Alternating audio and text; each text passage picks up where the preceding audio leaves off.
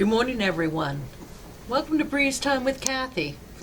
It's good to have this opportunity to visit with you again today. I thought we'd do something different. I'm going to talk about a place that I've never been, a place I thought I never would want to go. That is until I came here to the Hermitage and I spoke to some people who had actually traveled there, and also and they shared some of their memories with me, and who had other ones who had close ties to people who had been the initial explorers. Where am I talking about? I'm talking about Antarctica. Let's begin. Antarctica. As I said, I didn't particularly have any deep interest in Antarctica. But once I came here to the Hermitage, I met people who had either traveled there or had close ties to people who were involved in Antarctica. One of them is no longer with us, a resident by the name of Brian Hodgson. He was actually a writer for National Geographic, and he had traveled there, and he was very interesting. And there's a couple of residents who still live here, who I'll talk about later. Antarctica is huge. It's nearly 5.5 million square miles. It's unique in that it has no permanent residents. As a matter of fact, it doesn't have any indigenous people that ever lived there that we can determine. It has now about 5,000 temporary residents. It doesn't belong to any particular nation. It doesn't even have any natural plants that grow there, flora. But it is a fascinating place. It's 2.5 times, twice as large as Australia, 1 1/3 times as large as all of Europe. And it holds about 2/3 of all the fresh water in the world is held in its ice packs. This is Peg Bixler. She lives up on the 6th floor. She took a cruise to Antarctica a number of years ago, and many of the pictures I'm going to show you come from her collection. But her interest in Antarctica goes back to when she was very young. When she was in first grade, she tells me, there was a assembly. They used to have assemblies at school every Friday. And the speaker that came one time was Admiral Byrd. Admiral Byrd came and he talked about his explorations in the Arctic, and he showed them, he had all his Arctic gear, and he had some of his sled dogs with him, and she was fascinated. She not only got to meet him personally, but she also got to sit down at the table with him and have a snack of milk and cookies. She said she was so impressed. She came home and she told her mother, when I grow up, I'm going to do what Admiral Byrd does. And her mother told her, well, you better save your pennies. I guess she did. Because eventually she did get the opportunity to go to Antarctica. I'm not surprised she was impressed with Admiral Byrd when she was 6 years old. I'd be impressed with him if I ever met him. My goodness. He was born in 1888 in Winchester, Virginia. Turns out he's from one of the oldest established families in Virginia, with some of the old line ones. He traces his descent from John Rolfe and Pocahontas, and he graduated from the U.S. Naval Academy. His first posting was to the USS Wyoming, and it was there on that ship that he received his first commendation. It was a silver life-saving medal, and the reason was a fellow sailor went overboard, and he jumped into the water fully clothed and rescued the man. During World War II, he was given the chance to become a naval aviator, and he did. and that's where his flying career took off. In 1925, he flew over the North Pole. When he returned, he had someone with him, and at the moment I can't remember his name, but anyway, when they returned, they were greeted as heroes. He was given a ticker tape parade. They were given a ticker tape parade in New York City. As a matter of fact, he's the only person who ever was honored with 3 separate ticker tape parades. One in 1925, one in 1928, and one in 1929. It was in 1928 that he took his first trip to Antarctica. He mounted the first of the expeditions that he would have there at that time. Of course, he traveled by dog sled. He spent time there, and these are who knows, maybe Peg Bixler met one of these dogs the day that Admiral Byrd came to her school. He was an impressive figure. In 1928, he flew over the South Pole, and then in 1929, he actually reached the South Pole, and in an expedition. It was after that, in 1929, that he was promoted to Rear Admiral. At age 41, he was the youngest Rear Admiral in the entire Navy that the Navy had ever had. I don't know if that title still holds today, but that's quite impressive. He was also given the Congressional Medal of Honor for his exploits. I have to admit, he was quite dashing, in my opinion, and I'd be very impressed with him too if I had ever met him. Peg got an opportunity to meet him again when she was in high school. And as a high school girl, I'm telling you, if I met him in person looking like this, my heart would go pitter-patter. He had several Arctic expeditions, but Peg's own encounter with Admiral Byrd is not the Hermitage's only connection with Antarctica and Admiral Byrd. This is the National Geographic magazine that was published in October of 1935. And right here, it lists a big article exploring 24 pages, exploring the Ice Age in Antarctica. And that was a trip. That was about the second expedition of Admiral Byrd, which lasted from 1933 to 1935. At that time, he had a whole crew of scientists who met in their hall and during this 2-year Arctic expedition. But the person I want to point out to you is this man right here. He's a geologist. And as a matter of fact, he's Morgan Johnson's uncle. His name is Charles Gill Morgan. He was a noted geologist, and he was with Byrd on that expedition, on the second expedition from 1933 to 1935, and he was awarded the Congressional Medal of Honor for his work on that expedition. Quite impressive. This is the ship that Byrd used on that second expedition. And right here, we see how the geologists were setting off dynamite in order to measure the thickness of the ice shelf. This photograph was actually taken by Charles Gill Morgan, Morgan's uncle. So not only was he a famous geologist, a winner of the Congressional Medal of Honor, but also a published photographer. As I said, a lot of the pictures I'm going to show you come from the collection of Peg Bixler right here.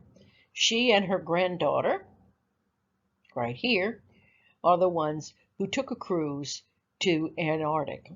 Now, the thing about the cruise they took was it was not a standard pleasure cruise, which they have many of today. Well, if it wasn't for COVID, they have many of them. This was a study cruise, and of the people on their cruise on their ship, only 7 people were actually past tourists. The rest were scientists that were and who were on this tour, and they received lectures every evening about the Arctic and about Antarctica. Their starting point was the city in Tierra del Fuego, whose name I cannot pronounce. It's actually called Ushala. Ushala. I can't pronounce it, but anyway, that's where they started from.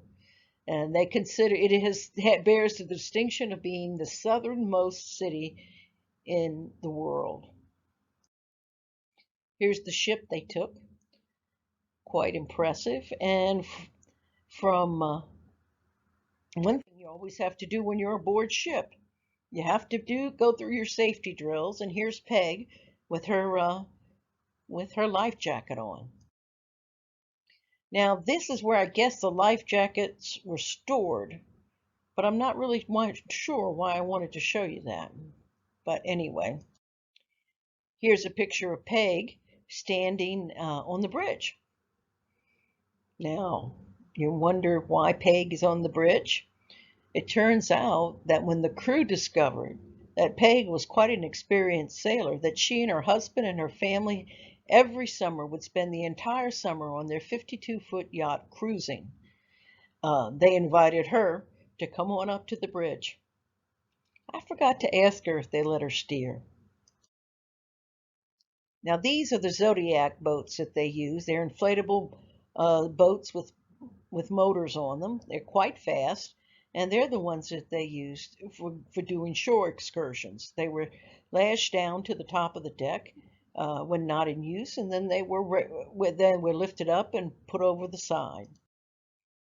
Then a ladder was lowered, and the Peg and everyone else would go and get on the Zodiacs, and off they go. Here's Peg right here, sitting on the Zodiac, waiting to get started. She said it was absolutely fantastic. Now right here, I want to show you, these are seals. These are leopard seals. And the reason I wanted to show you this picture is to show you just how big they are in comparison to the inflatable Zodiac boats and the Zodiacs and and how they compare to the size of a human being. Because you see, they used to go ashore this way. They would come into shallow water, and then most everybody on the boat would jump over the side and wade ashore. Except the crew would not let Peg wade ashore. She and one other woman. Peg was 5'1" and weighed about 108, and the other woman was also very petite. And they insisted that they not try to wade ashore. Well, Peg said, "That's ridiculous." They said, "We're going to carry you." And she said, "I can walk." She's quite independent, you know. And she wasn't going to let them carry her. But then they explained that they were doing it for her safety because of the leopard seal.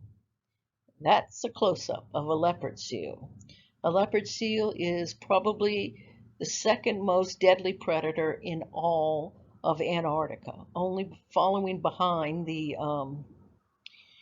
killer whale. It has teeth that are about over an inch long, and they're really sharp, and they've been known to eat seals and penguins and all kinds of smaller seals and penguins. And unfortunately, 6 months, and they're very aggressive. 6 months, well, not 6 months, but just a few months before, within the past year, I'm pretty sure. I think she said it was the year before, actually. Her cruise a young woman biologist on this very ship, from the very ship she was on, had been attacked by a leopard seal and was killed. Grabbed her and took her down into the waters, and she drowned. I'm not sure what else happened, but they weren't going to take any chances with Peg and the other petite female passenger. But once ashore, oh, there was lots to see and lots to do. There were birds, tons of birds. These particular birds are albatross. They're one of the breeds of albatross. This particular one is mid-size for an albatross. Albatross can have this albatross, his body is about 3 feet long. His wingspan can go up to 8 feet. But albatross, the largest of the albatross, bears the title, has the privilege of having the largest wingspan of any bird, and they are huge.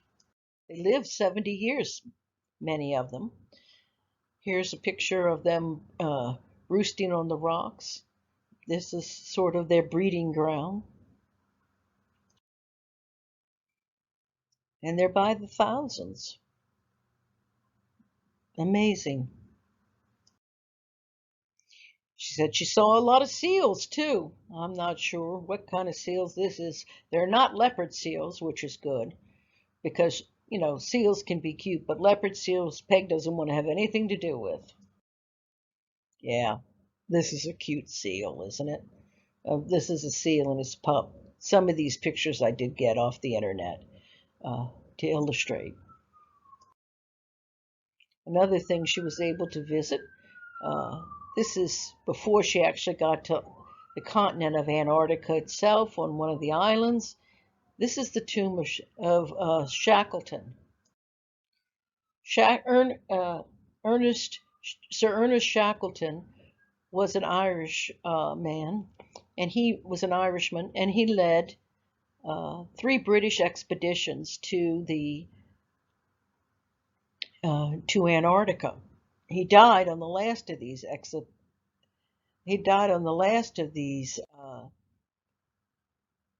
expeditions when he had a heart attack in 1922. But he was quite well known. It was the age when explorers were the heroes of the world. This is a quote from Robert Browning that he particularly ascribed to. I hold that a man should strive to the uttermost for his life's set prize. And certainly that is what many of these explorers, like Shackleton and like Byrd, did. They pursued a dream they had to accomplish something very special. Well, at the end of each day, Peg said, riding on those Zodiacs, your coats would be wet. So everybody hung them out on the railings in the hallways, and this is what it looked like at night. So we're drying. She saw lots of whales. I'm not sure what kind of whale this is, but this one I know. This is a humpback whale. And she said she saw plenty of whales. These are, of course, the famous tail fins of the humpback whale you see. And I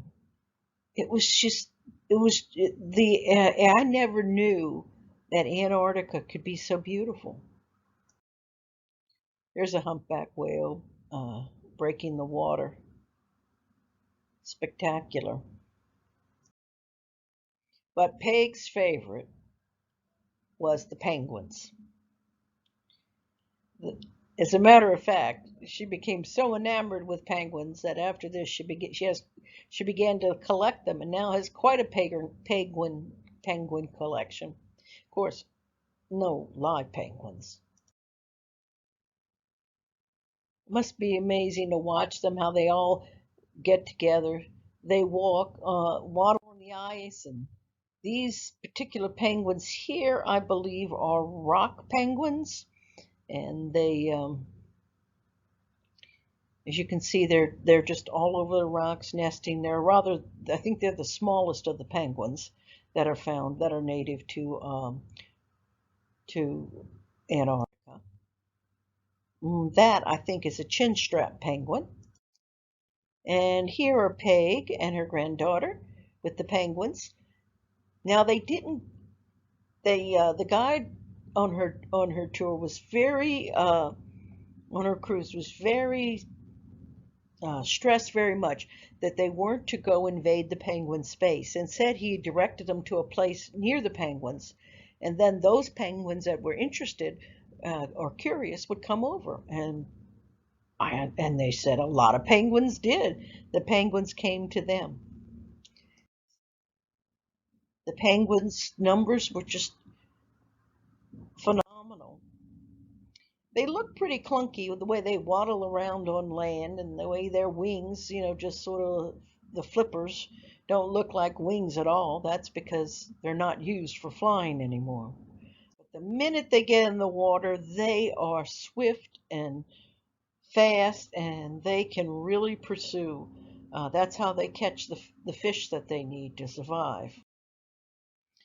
Here, these are the penguins. I said the rock penguins. They're called rock hoppers. And then there's the chin straps, the Adelaides, the macaronis,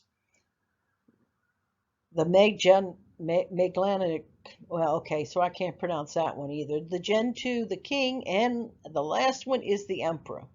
Now, of all those breeds of penguins, the only one that actually breeds in Antarctica is the emperor penguin. And this is a picture of an emperor penguin egg. They actually come inland in April. They march to the rookery, which is about a distance of 60 to 100 miles at times, and they mate there. Then the female lays the egg, and then she goes off, marches all the way back, the 50 to 100 miles away, and where she goes to feed. Meanwhile, the male incubates the egg. He holds it in a pouch right there, and he waits. He waits for the hatchling, the egg to hatch. Then the females come back, having been fed and fattened themselves up, and now they will take care of feeding and caring for the hatchling, while the males go off, and they go back to the ocean to feed. They march their 50 to 100 miles, and then they come back, and they trade off again. This cycle will repeat itself about 6 more times. The chicks will continue to grow, become more and more independent from their parents, huddle together to stay warm, and eventually by December, they'll be ready to fledge and leave their parents.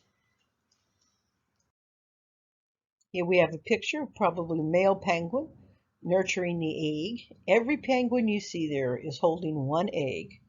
One egg is all the female lays, because it's all that the male can keep warm under these circumstances. Later on, the little fledgling will hatch and will be kept warm in the same way by the parents. And they grow and they get so cute. Here's a picture of a male and female emperor penguin and their offspring. It's amazing. Yet here they are, far away from any predators, away from the leopard seals and other animals that might prey upon their young. And they'll wait until their young are old enough to take care of themselves before they'll head back toward the sea. So here, Peg and her granddaughter again just can't get enough of that time with the penguins. Watching the penguins do all the things penguins do. Here's a male and a female penguin with their young one. And I guess the young one has decided that they're going to head off into the water. That's what it looks like to me. And so It gave Peg's granddaughter an idea, and off she went into the water. I find it hard to believe that anybody would want to swim in that water, but she did. And as a matter of fact, Peg said she did too, although she didn't wear a bikini. Peg and her granddaughter thought it was a wonderful trip. The scenery of Antarctica is so much more beautiful than I could have imagined. It's really rather breathtaking in a way that I just hadn't thought of before. And all in all, I imagine it's a trip of a lifetime.